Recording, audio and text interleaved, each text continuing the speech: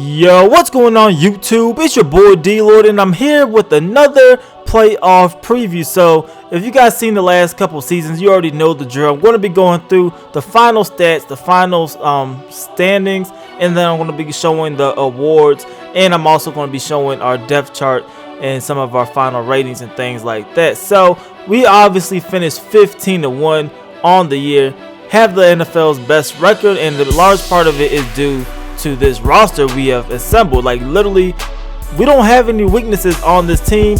Our worst position is our center position, and that is filled by a rookie currently. He's a 76, but he's a 78 overall with the confidence boost.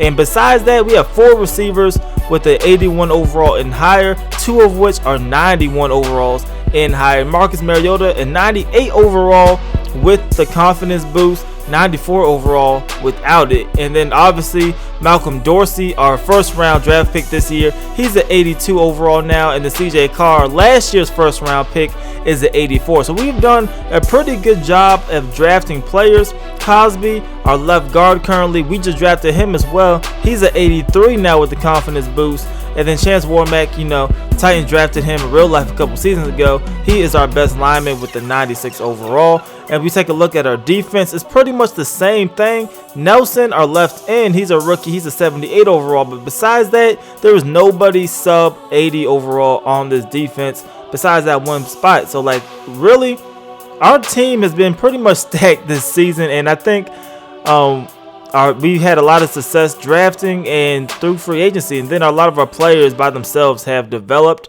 So I mean, we probably have one of the best teams I've had in the Madden game in a while. But let's take a look at just our own player stats first, and then I'm going to go ahead and show the awards, and then we can look at the stats from the rest of the league.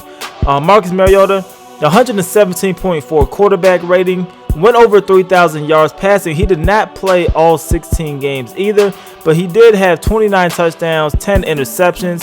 I probably could have went over 30 touchdowns if I would have played him at least the last week.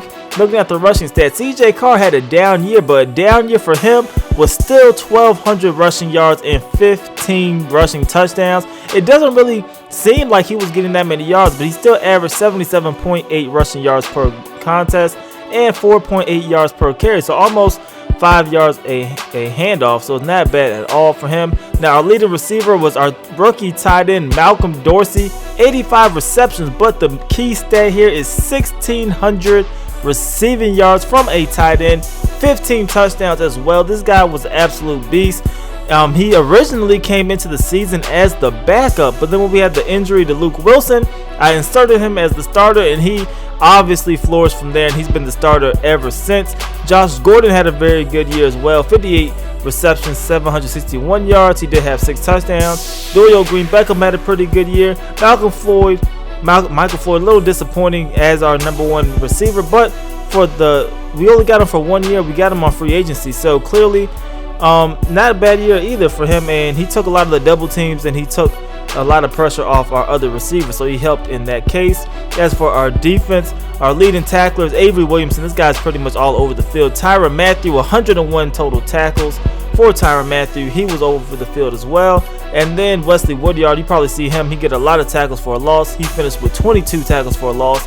Our leading sacks, whoever led us in sacks, who was it? Derek Morgan, 9 total sacks. So a pretty average year for Derek Morgan. Avery Williamson came in second with 5. And as for interceptions, Wesley Woodyard, 5 interceptions. So our middle linebacker led us in picks. Then our free safety, Tyrann Mathieu, was second. Jason McCourty was also tied with Tyrann Mathieu with 4 interceptions as well.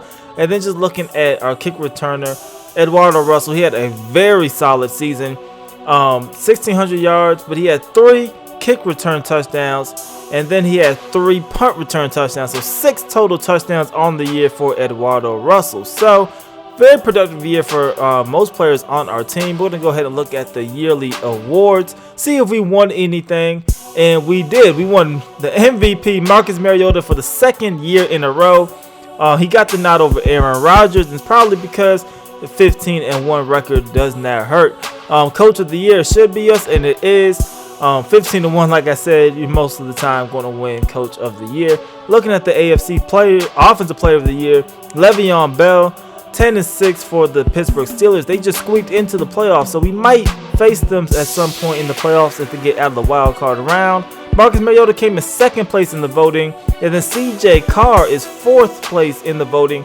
Malcolm Dorsey came in 7th place in the voting. So we had a couple players up there. Defensive Player of the Year, Danny Trevathan. He had they were 7-9, but he still won Defensive Player of the Year. Hightower, but we didn't have any. But no, we did. We have Avery Williamson actually 5th in voting for Defensive Player of the Year. As for Offensive Rookie, I probably could have guessed this. You probably could have guessed this, but Malcolm Dorsey, like I said, he had a tremendous season. Probably one of the best seasons I've seen out of a rookie, honestly. Defensive Rookie of the Year, Lamar Hill. Now, if you don't know the story about him, this is the guy who I wanted to draft. It ended up turning out for the better because we did get Malcolm Dorsey. But if he would have been on the board, this would have been the linebacker I would have drafted. He had a pretty solid year. Defensive Rookie of the Year, cannot complain. Best quarterback goes to Marcus Mariota. We're going to go ahead and speed through this one. Le'Veon Bell, the best running back. CJ Carr came in 2nd place in that voting. Best receiver goes to Keenan Allen. Best offensive lineman, we have the top 2, Taylor Lewan and Chance Warmack. Best defensive lineman, we don't have anybody on this list either. Best linebacker, we don't have no one on there. Best defensive back, nobody on there. And then we have Ryan Suckup as the 2nd best kicker, which is also a little strange. We don't kick a lot of field goals, but we will take it. Now looking at the actual stats through the rest of the league, see who were the leaders this season. Let's go through touchdowns. Aaron Rodgers led the NFL with 32 touchdown passes. It was close. Mariota could have definitely beat that, but he did play less games than Aaron Rodgers. So 32 touchdowns, 9 interceptions, 108.7 quarterback rating. Let's see who led the league in interceptions thrown. Corey Thomas, the 2nd-year quarterback for the San Francisco 49ers, threw 26 interceptions. That is definitely a Ryan Leaf type of year. Joe Flacco threw 25, and he's getting paid entirely too much to be throwing 25 interceptions. Caesar Ward, the 2nd-year quarterback for the Cleveland Browns, had 23. Alex Smith had 22, and we played them a couple of weeks ago. That's very uncharacteristic for the Kansas City Chiefs. Typically, Alex Smith takes care of the football. Jameis Winston, that wouldn't surprise me that he threw 22 interceptions. Now looking at who led the NFL in rushing yards, that is Le'Veon Bell, the Offensive Player of the Year. 1,700 rushing yards and 13 touchdowns. I probably would have voted for him as well. Marshawn Lynch, he is still playing, and he's still beast mode as usual. 1,500 yards, 9 touchdowns. Jamal Charles is up there. Giovanni Bernard, that is kind of surprising. 1,400 yards, just barely under 1,500 yards on the season. And he had 9 touchdowns for the New York Giants. Eddie Lacy's up there. Alfred Morris, DeMarco Murray, Matt Forte for the Detroit Lions. And then we're finally there with 1,200 yards. But we did have 15 touchdowns, so that's not bad. Leading receiver goes to Brandon Cook. 103 receptions, just over 1,000 yards and 5 touchdowns. Randall Cobb had 100 receptions exactly, and he had 7 touchdowns. Keenan Allen is there. Jordy Nelson, Victor Cruz, and I think there's Malcolm Dorsey. He's up there. So the top tight end this year is Malcolm Dorsey as a rookie. Like I said, that's absolutely incredible. The leading tackler on the year is Joe Mays. That is that is very surprising. Joe Mays, the leading tackler in the NFL. See who led the NFL in sacks. Randy Gregory, the guy who just got suspended for weed, but he is still leading the NFL in sacks. He had 19, pretty good season. And J.J. Watt's never been on this list, so I'll definitely have to look into it and see if he played the majority of the season. Because he had 10. I mean, that's a pretty good season. But for J.J. Watt, you definitely expect more out of him. Who led the NFL in interceptions? That is Tim Jennings. 9 interceptions on the year, so a very good year. Bobby Wagner had 8. That's definitely good for a linebacker. Kiko Alonso, Navarro Bowman is up there as well, and then Antonio Cromartie, who as of this video just got released. Like, I literally just got this alert on my phone. You probably see this on Tuesday, but today's Monday when I'm recording this, and he just got released, so I think that's pretty funny. Kick returns, let's see how we're going to sort this out by touchdowns. It should be Eduardo Russell. He had 3. Ty Montgomery had 2. CJ Spiller had 2. And then for punt returns, it should be Eduardo Russell up there again. Yes, he's up there with 3, and nobody else had more than 1 on the season. So let's go ahead and before we get out of here for this episode, let's look at the final standings, and then we can go ahead and see where everybody was in the playoff race. So like I said, we finished with the NFL's best record, 15-1. The Green Bay Packers are second with a 13-3 record. But for the AFC specifically, we have clinched home field advantage throughout the playoffs. The New York Jets, they will have a bye as well in the first round. And then the Dolphins, they'll have a home playoff game. And the Kansas City Chiefs will have a home playoff game. Or is it might be the Patriots. I'm never sure. I gotta go look. I'm not sure what the X's and the Y's ones are for. I think the Y's might be the division winners. And if that's the case, then the Chiefs and the Steelers will have a home playoff game. And then the Dolphins and the Patriots will not. I'm not sure how that works, but I got to go look at it. The NFC, the Green Bay Packers 13-3, Atlanta Falcons 10-6, the Philadelphia Eagles are 10-6. The Arizona Cardinals got in with a 9-7 record, and then two 8-8 teams, the New York Giants and the Minnesota Vikings, they got in with a 7-7 record. And then looking at the actual schedule for the wild card berth, see who is playing at home and all that good stuff. We're obviously not playing the wild card game. It's going to be the Kansas City Chiefs. Yeah, so the Chiefs won their division. Patriots will be on the road. The Steelers will be at home as well. Then the Vikings against the Eagles and the Giants versus the Cardinals. And matter of fact, before we get this video over, I might as well simulate because I have nothing to do this week. So we're going to simulate. We're going to see who we play in the second round before we get out of this video. Not sure who we're going to play. I feel confident throughout the playoffs regardless of who we will play. The only team I am worried about a little bit is definitely the Green Bay Packers. I always have trouble with them. I have trouble stopping the pass. So if Aaron Rodgers goes crazy, that could be a problem. So we're taking on the Miami Dolphins. Let's see how they did last week. When we look at the schedule, see how bad they won and all that good stuff.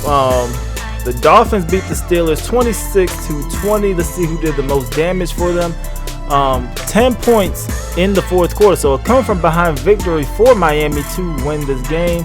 They gave up 2 touchdowns to Ben Roethlisberger. Ryan Tannehill, no touchdowns, no interceptions.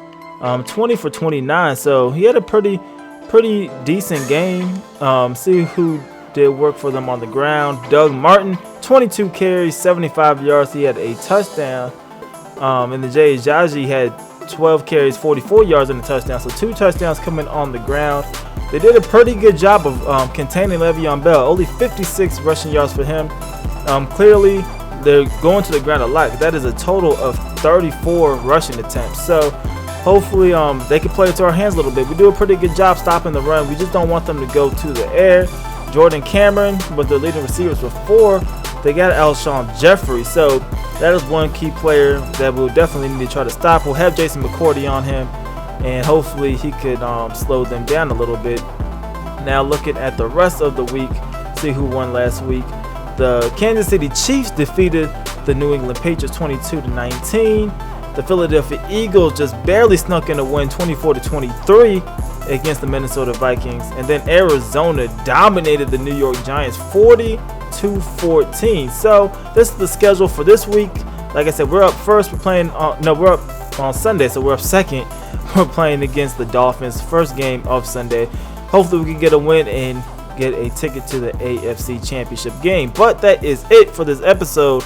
As always, have any comments, leave that in the comment section below. Any questions that I did not cover in this episode, leave that in the comment section below as well. I'll try to answer them as quickly as I can. But please leave this video a like and subscribe if you haven't already. It's your boy D Lloyd. I'm going to see y'all next time. Peace.